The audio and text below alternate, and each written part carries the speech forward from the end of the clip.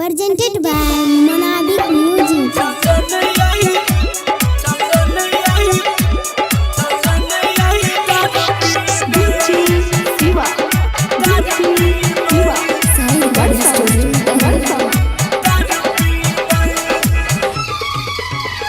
Singing by Gaurav Thakur. रे यारवा पूछन हमर हाल के बिहा होई रहल छै हमारा माल के चलन आई दारू पीबै भाई रे चलन आई दारू पीबै केना भूल जइए चुमल ओकर गाल के भिजा लेबै कनी कनी के रुमाल के चलन आई दारू पीबै भाई रे किया बे हमें नहीं जीबै भाई रे चलन आई दारू पीबै ओकरा बिना नहीं एको दिन जीबै बुझैली है पहिले से ओकर चाल के बिहा होई रहल छै हमारा माल के चलन आई राम पीबै यारवा रे चलन आई दारू पीबै है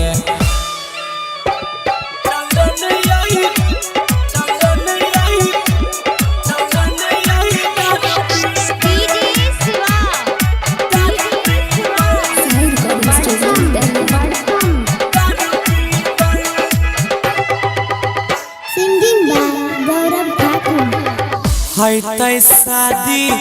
जैते ससुरबा जीबै कौना हाल में रे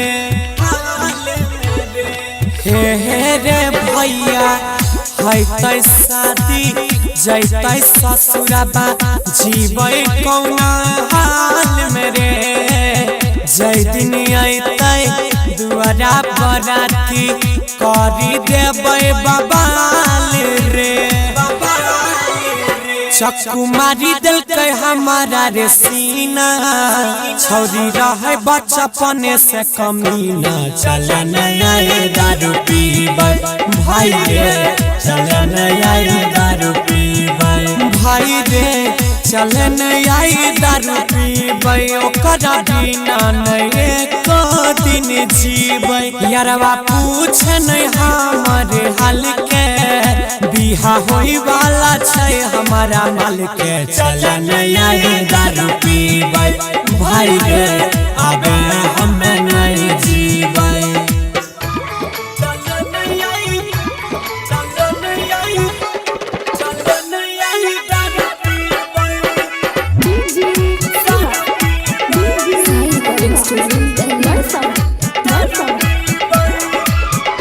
Singing by Gaurav Thakur. 8 साल से हम मांगे रहिए दिन रातिया भगवान से रे रे रे रे भैया 8 साल से हम मांगे रहिए दिन रातिया भगवान से रे प्यार के बदला कुछो नहीं दिलकै खेल ललकै दिल जान से रे राइटर अमर आयुष संग जैते रे गौरव अजय चिंता से पागल अइतै चलन आई दारू पीबै